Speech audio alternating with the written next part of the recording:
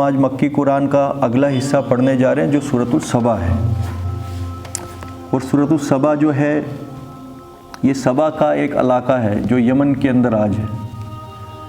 اس کا ذکر سلیمان علیہ السلام کا جو قصہ ہے نا اس میں بھی آیا ہوا ہے کہ جب وہ ہدہد پرندہ تھوڑا سا دیر سے آتا ہے حاضری دینے سلیمان علیہ السلام کے پاس، تو وہ عرض کرتا ہے سلیمان علیہ السلام کو کہ میں نے ایک ایسی قوم دیکھی کہ جن کو اللہ نے بہت کچھ عطا کیا ہے مگر وہ سورج کے آگے جھکتے ہیں۔ ان کی ایک ملکہ ہے جس کے پاس بہت اتھارٹی اللہ نے دی ہے اور اس کی زمین کو بڑا زرخیز بنایا ہے، ہر قسم کی فیسلٹی ان کے پاس ہے، تو مگر پھر بھی وہ اللہ کا شکر نہیں کرتے۔ یہ سیم اسی قوم کا ذکر ہے، مگر وہ والا ذکر اس ذکر سے کچھ سینچریز یا چند سو سال یا اصل میں اللہ ہی جانتا ہے کہ کتنے سال پہلے کی بات ہے۔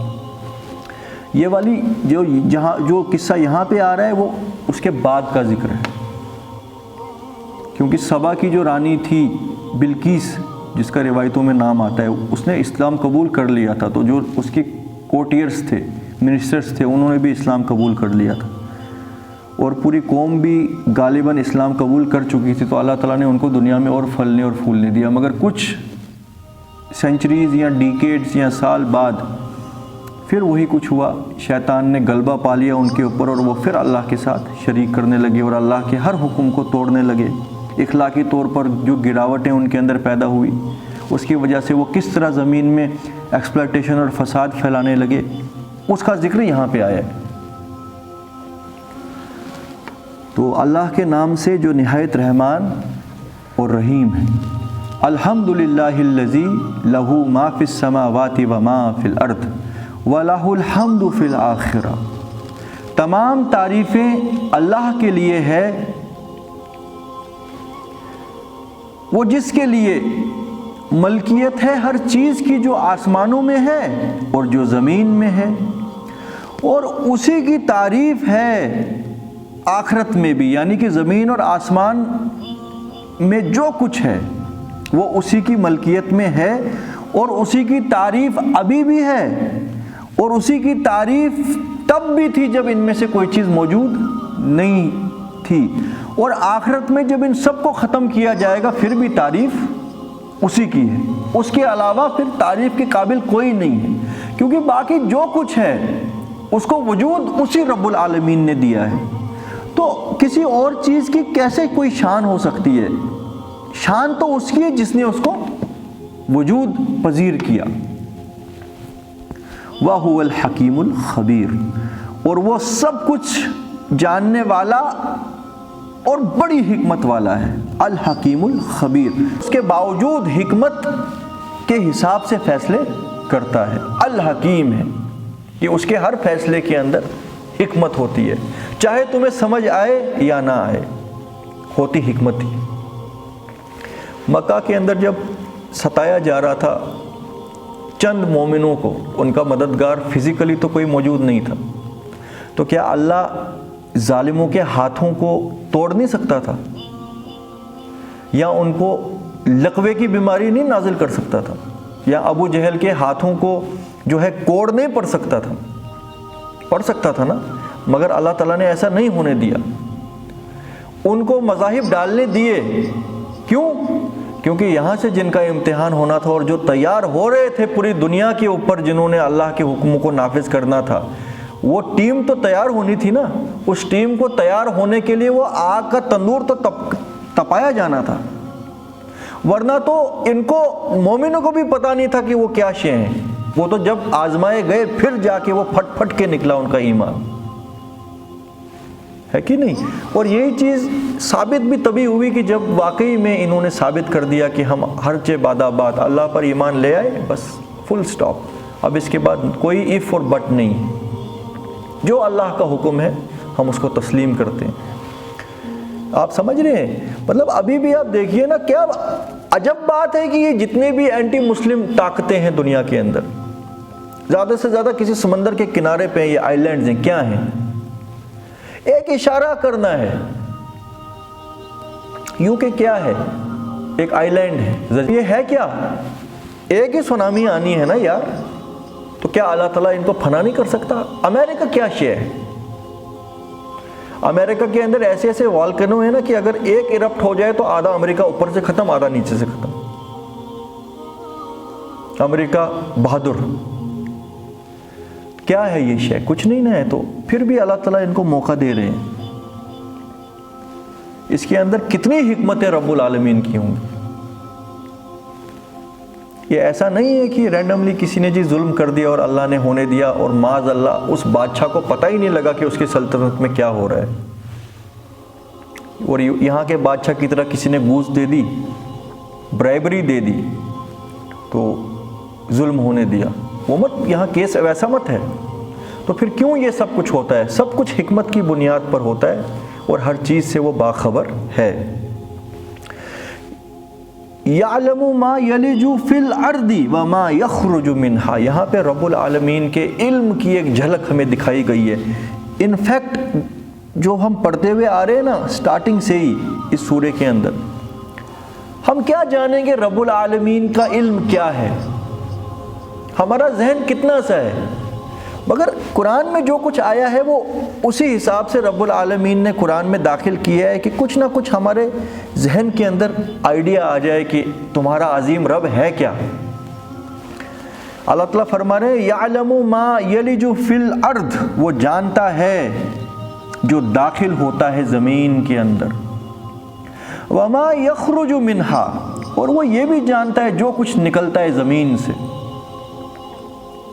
وما ينزل من السماء ما يعرج وما يعرج فيها، اور وہ نازل کرتا ہے آسمان سے،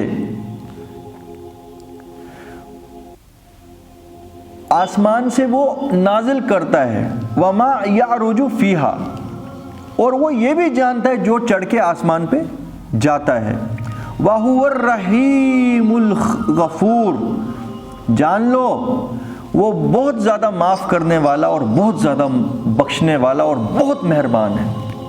یعنی تم جو شرارتیں دنیا میں کرتے ہو، تمہیں کیا لگتا ہے کہ اللہ تعالیٰ سے یہ چھپی ہوئی ہیں؟ مطلب کہ اگر تمہاری کسی شرارت کے باوجود اللہ نے تمہیں نہیں پکڑا، اس کا کیا مطلب ہے؟ اللہ اس بات کو اگنور کر گیا، یا معاذ اللہ کو پتہ نہ چلا؟ نہ، وَهُوَ الرَّحِيمُ الْغَفُورُ، اس کو سب پتہ ہے، مگر وہ بہت مہربان اور بخشنے والا ہے، اور اس کے ساتھ ساتھ العلیم الخبیر بھی ہے، سب کچھ جاننے والا اور ہر چیز کی خبر رکھنے والا بھی ہے۔ یہ جو آیت ہے اس کو آپ فزیکل ورلڈ کے اندر بھی چسپا کر کے سمجھ سکتے ہو، اور ان چیزوں کے اندر بھی اس کو سمجھ سکتے ہو کہ جو فزیکل نہیں ہے۔ آئیے سمجھنے کی کوشش کرتے ہیں۔ اللہ تعالیٰ فرما رہے ہیں یعلم ما یلج فی الارض، وہ جانتا ہے جو زمین میں داخل ہوتا ہے۔ فزیکلی کیا کچھ داخل ہوتا ہے زمین میں؟ ایک تو آسمان سے جو برستا ہوا پانی،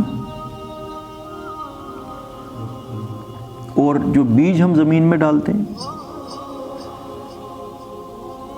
ذرا اس کنٹیکسٹ میں دیکھو کہ جب آسمان سے پانی آتا ہے اس کی مقدار کتنی ہے اور کتنے قطرے زمین میں گئے، وہ ایک ایک قطرہ جاننے والا ہے۔ اور زمین کے اندر جو بیج گیا، کتنے بیج کے دانے وہاں پہ جا کے پھلے اور پھولے، یہ بھی اس کے علم میں ہے۔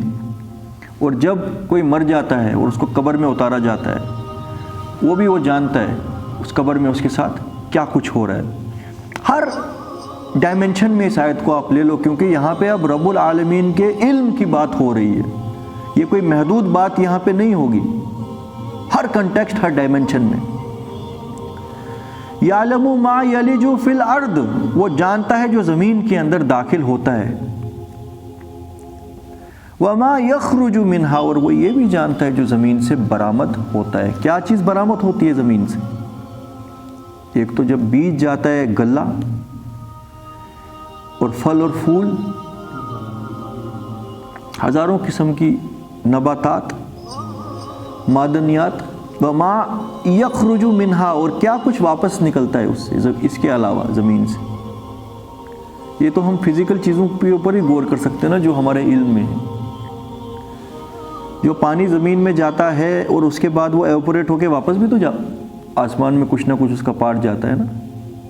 جو زمین کے اندر جو چلا گیا زمین کے اندر جذب ہو گیا، مگر اس زمین سے ایوپوریشن بھی تو ساتھ ہی ساتھ ہوتی جا رہی ہوتی ہے۔ وہ چشمے کی فارم میں جو چشمے پھٹتے ہیں زمین سے، یہ بھی اس کے علم اور اس کی حکمت کی بنیاد پر پھٹتے ہیں۔ آپ یہ نوٹ کرتے ہیں پہاڑ کے اوپر جہاں سے دریا جو 1 کلومیٹر نیچے آنا ہے، اللہ تعالیٰ نے یہ جو پہاڑوں کے اوپر ٹھنڈے پانی کا چشمہ کہ اگر کوئی وادی یہاں پہ آباد ہے، کوئی گاؤں ہے، ان کو پانی لینے کے لیے دریا پہ نہ جانا پڑے، اور کس وقت کر کے رکھی ہیں جب کوئی موٹر نہیں تھی، کوئی ٹیوب ویلز نہیں تھے۔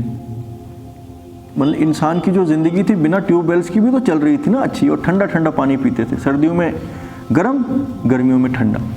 تو یہ پائپ لائنیں کنہوں نے فٹ کر کے رکھی تھی؟ تبھی تو وہاں پہ گاؤں بستے تھے، کہ پانی کے بنا تو پاسبل ہی نہیں ہے۔ وہ پانی جو پھٹتا ہے وہ اللہ کے حکم سے زمین کو پھاڑ کے نکلتا ہے۔ یخرج منہا، اور وہ یہ جانتا ہے جو اس میں سے نکلتا ہے۔ وما ينزل من السماء، اور جو نازل کرتا ہے آسمان سے۔ اور وہ نازل کرتا ہے آسمان سے کیا؟ ایک تو یہاں پہ پانی کا اشارہ ہے جو فزیکل چیز ہے وہ، پلس آسمان سے جو اللہ کے حکم آتے ہیں جس سے زمین کے اندر بہت سی چیزوں کو انجام دیا جاتا ہے، وہ بھی تو آسمان سے ہی اترتے ہیں۔ فرشتے بھی تو آسمان سے ہی اترتے ہیں۔ کتنے فرشتے ایک دن میں زمین میں آتے ہیں اور کتنے یہاں سے واپس جاتے ہیں، اور کیا خبریں لے کے آتے ہیں، اور کیا کچھ انجام یہاں ان کو دینا ہوتا ہے اللہ کے حکم کو، اور کیا چیز لے کے وہ واپس جاتے ہیں، یہ بھی بس اللہ ہی جانتا ہے۔ وَمَا يَعْرُجُ فِيهَا، اور جو چڑھتا ہے آسمان پہ، وَهُوَ الرَّحِيمُ الْغَفُورُ، اور وہ بہت زیادہ معاف کرنے والا اور بہت زیادہ مہربان ہے۔ اور جو انسانوں کے گناہ ہیں، جو کرتوت ہیں، ان کی انفارمیشن بھی تو آسمان میں ہی جاتی ہے رب کے پاس، ہے کہ نہیں؟ تو اس کے حساب دیکھو، جیسے ہم نے پیچھے پڑھا تھا کہ اللہ تعالیٰ کے نزدیک جو فیصلہ ہے نا، وہ اس کا سائیکل وہ اتنے دنوں میں ہوتا ہے جو تمہارے نزدیک 1000 سال ہے۔ وہ کیا چیزیں اوپر سے نازل ہوتی ہیں حکم، اور اس کے رزلٹ میں پھر یہاں پہ جو ریئیکشن ہوتا ہے اس کا جو رزلٹ ہے وہ کیا اوپر گیا۔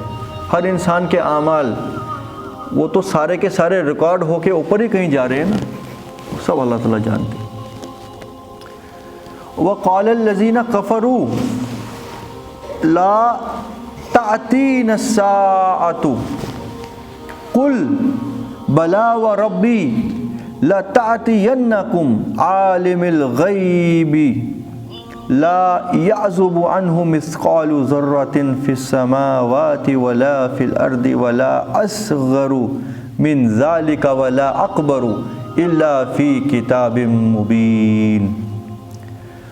یہ ہے رب العالمین جس کا تعارف تمہیں دیا گیا پچھلی آیتوں میں، مگر یہ کم عقل اور بیوقوف لوگ جو اللہ کا انکار کرتے ہیں، اللہ کی نافرمانیاں کرتے ہیں، وہ کہتے ہیں لا تأتین الساعہ، ہم پر قیامت نہیں آئے گی۔ ٹھیک ہے، یعنی پھر قرآن میں الگ الگ آرگیومنٹس آئے ہیں۔ یہ کہتے ہیں کہ جب ہم مر جائیں گے، گل جائیں گے، تو کہاں ہمیں دوبارہ برآمد کیا جائے گا؟ یعنی کہ جب ہم ڈس انٹیگریٹ ہو کے مٹی بن جائیں گے تو ہمیں مٹی سے کون باہر نکالے گا؟ وہ کس کو پتہ ہے کہ ہمارا کون سا جو ہے کण وہ کہاں جا کے پھنسا ہوا ہے؟ تو اس کا بھی اشارہ اوپر آ گیا نا، وہ جانتا ہے جو زمین میں گیا، اور وہ جانتا ہے کہ اس میں سے کیا کچھ باہر نکلے گا۔ تو یہ بھی یہی کہتے ہیں ظالم، یہ جو مشرکین ہوتے ہیں اور اللہ کی نافرمانیاں کرنے والے ہوتے ہیں، کہ قیامت ویامت آنے والی نہیں ہے، یہ کوئی پرانی کہانیاں ہیں جو پشتوں سے چلی آ رہی ہے۔ کس نے دیکھا کہ واپس زندہ کیسے، اور ہو کیسے سکتا ہے کوئی زندہ؟ اور وہ یہ اس بنا پر کرتے ہیں کہ ان کو رب العالمین کا تعارف نہیں ہے۔ اس تعارف کی ایک جھلک ہمیں پچھلی آیت کے اندر دکھائی گئی۔ قل بلا و ربی، اے نبی تم کہہ دو ہاں کیوں نہیں، و ربی، اور میرے رب کی قسم، لَتَأْتِيَنَّكُمْ، کہ وہ ضرور بضرور لا کے رہے گا تم پر وہ قیامت، کون لا کے رہے گا؟ عالم الغیبی، جو غیب کا علم رکھنے والا ہے، یعنی رب العالمین۔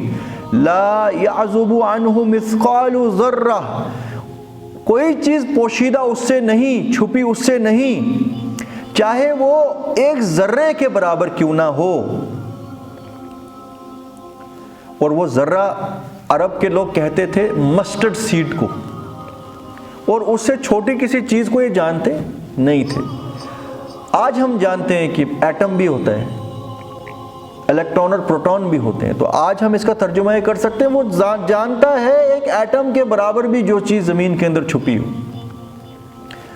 فی السماوات ولا فی الارض، اور چاہے وہ آسمانوں میں ہو چاہے وہ زمین میں ہو۔ اب دیکھو رب العالمین کی شان، مگر ہمیں کیا پتا کہ ایٹم سے بھی کوئی چھوٹی چیز اور موجود ہے۔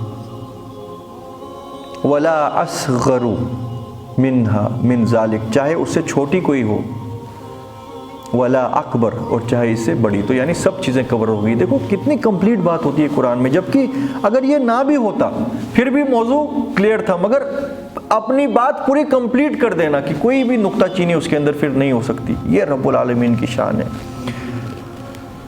لا یعزب عنہ مثقال، تم کہتے ہو کہ قیامت کہاں سے آئے گی، ہمیں دوبارہ زندہ کہاں کیا جائے گا، ہماری تو ہڈیاں گل سڑ جائیں گی، ہماری پشتیں بیت گئی، ہم زندہ نہیں ہو سکتے، ہم مٹی بن گئے۔ وہ تمہیں مٹی سے برآمد کر کے رہے گا، کیونکہ وہ ہر چیز کا علم رکھنے والا ہے۔ تمہارا جو ایک ایک آرگن، تمہارا ایک ایک ایٹم، تمہارا ایک ایک سیل جو زمین کے اندر گلا اور سڑا اور پھر وہ کہاں ہے وہ اللہ جانتا ہے، کیونکہ وہ جانتا ہے کوئی چیز اس سے پوشیدہ نہیں، چاہے وہ ذرہ برابر ہو آسمانوں میں یا زمین میں۔ بہت سے ایسٹرونٹ تو آسمان میں بھی، خلا کے اندر بھی ہلاک ہو گئے، ان کے ذرے تو وہیں سے برآمد ہوں گے۔ ولا فی الارض، اور نہ ہی زمین کے اندر، اور نہ ہی اس سے بڑی نہ اس سے چھوٹی، کچھ اللہ سے چھپا ہوا نہیں ہے۔ ولا اکبر الا فی کتاب مبین، ہر چیز اللہ نے درج کر کے رکھی ہوئی ہے، اس کے علم کے اندر تو ہے ہی ہے، ساتھ ہی ساتھ اس کو اللہ نے ریکارڈ میں بھی ڈال دیا ہے۔ کیا مطلب ہوا کہ تم کسی شک میں مت رہو، اس کی جو بھی ورک آؤٹ ہے نا وہ ہو رکھی ہے، وہ کمپلیٹ رجسٹر کے اندر ہر علم ہے۔ تم خالی اپنا حساب لگاؤ کہ تم جب جواب دینے کے قابل ہو قیامت کے دن، یا تم اللہ کے خلاف جو ہے سازشیں کرتے ہو، اس کے حکموں کے خلاف کر رہے ہو، خود بھی بھٹکتے ہو دوسروں کو بھی بھٹکاتے ہو۔ تم اس کے اوپر غور و فکر کرو، یہ چھوڑ دو کہ کیسے کیا ہونا ہے۔ رب العالمین کا تعارف قرآن سے بڑھ کر کوئی کر سکتا ہے یار؟ اللہ ہی جانتا ہے نا کہ رب العالمین اس کی اپنی شان کیا ہے۔ تو دیکھو چند آیات ہیں رب العالمین کے علم کے بارے میں، اس کی رحمت کے بارے میں، اس کی خبر کے بارے میں کہ جو اس کے پاس علم ہے، اس کی بخشش کے بارے میں۔ ہم اس کے اوپر ڈسکس کرتے رہیں مگر یہ بات ہم اس کا حق ہم ادا نہیں کر سکتے۔ اسی لیے قرآن میں آیا نا، اگر سارے دنیا کے جو سمندر ہیں وہ روشنائی یعنی انک بن جائیں، اور ساری جہان کے درخت کاٹ کے تم قلم کے اندر تبدیل کر دو، اور ویسے ہی 7 سمندر اور اس سمندر کے اندر تم داخل کرو، پھر بھی رب العالمین کی باتیں تم بیان نہیں کر سکتے، وہ ختم ہو جائیں گی سمندر اور سب کچھ، مگر رب العالمین کی شان بیان کرنا، اس کی رحمت، اس کا علم، اس کی حکمت، اس کی شان غفاری، اس کا سریع الحساب ہونا، اس کا شدید العقاب ہونا، اس کا الحکیم ہونا، العادل ہونا، ذو انتقام ہونا، یہ بیان نہیں کیا جا سکتا۔ اچھا، لِيَجْزِيَ الَّذِينَ آمَنُوا وَعَمِلُوا الصَّالِحَاتِ أُولَئِكَ لَهُم مَّغْفِرَةٌ وَرِزْقٌ كَرِيمٌ۔ اب دیکھو، لِيَجْزِي، تاکہ کی جزا ملے ان لوگوں کو کہ جو ایمان لا کر نیک عمل کرتے رہے، ان کے لیے مغفرت اور بہترین عزت والی روزی ہے ان کے رب کے یہاں۔ دیکھو کیسے انداز میں قرآن خطاب کرتا ہے یار۔ پیچھے آیت آئی کہ یہ لوگ کہتے ہیں محمد ہمیں محسوس ہوتا ہے کہ قیامت نہیں آئے گی، کیونکہ اس کے آنے کے کوئی چانس کیسے ہو سکتے ہیں، سب کچھ گل سڑ گیا، پچھلے لوگ بیت گئے، ہزاروں نسلیں ختم ہو گئی، اب تم کہتے ہو کہ ہر کسی کو زمین سے نکالا جائے گا۔ اس کے اوپر اللہ نبی صلی اللہ علیہ وسلم کو حکم دیا کہ کہہ دو کیوں نہیں، میرے رب کی قسم وہ تم پر وہ لا کے رہے گا، عالم الغیب۔ کون لا کے رہے گا؟ عالم الغیب۔ اچھا اب یہ قیامت کا دن کیوں ہونا ہے؟ میں نے آپ کو ابھی ایک ایگزامپل دی تھی نا، حضرت ابو بکر صدیق رضی اللہ عنہ یا حضرت یہ جو بلال رضی اللہ عنہ، ان سب کو کیسے کیسے آزمایا گیا۔ آپ کو پتہ ہے حضرت ابو بکر صدیق کو بھی ان ظالموں نے پیٹا تھا، بزرگ انسان کو، اور بے ہوش ہو گئے تھے، محسوس ہوتا تھا کہ ابھی شاید ایک دن ہوش ہی نہیں ان کو آیا تھا، اور انہوں نے سمجھا کہ ابو بکر جو ہے شہید ہو گئے، مطلب ہم نے مار دیا ان کو، تو تب جا کے چھوڑا ہے۔ جو سب سے عزت والا آدمی، ایٹ لیسٹ مکہ کے لوگوں کے اندر سب سے زیادہ ٹاپ ایلیٹ کلاس کے اندر ابو بکر صدیق آتے تھے، ان کے ساتھ کیا کچھ کیا ظالموں نے۔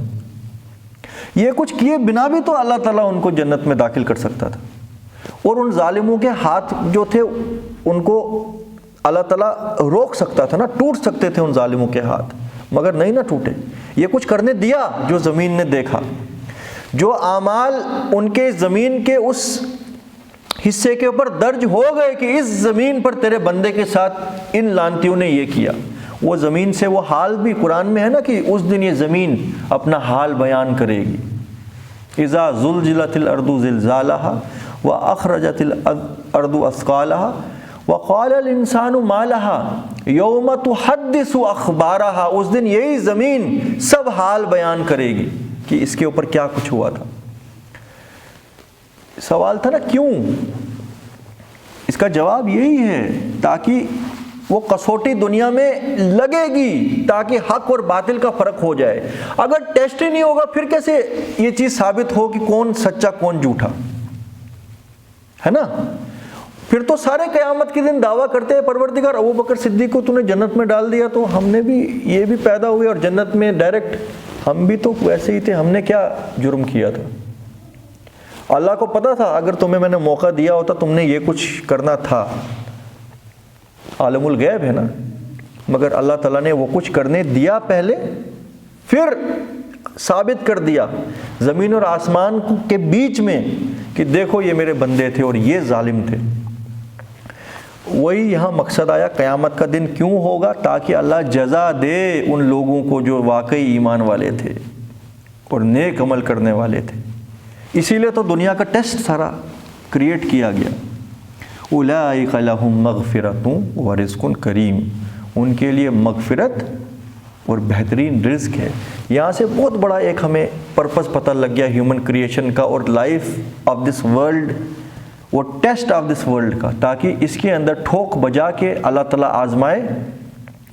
اس آزمائش کا جو رزلٹ ہوگا، ایک تو خود ان مومنوں کو پتہ لگے گا کہ ہم کیا ہیں۔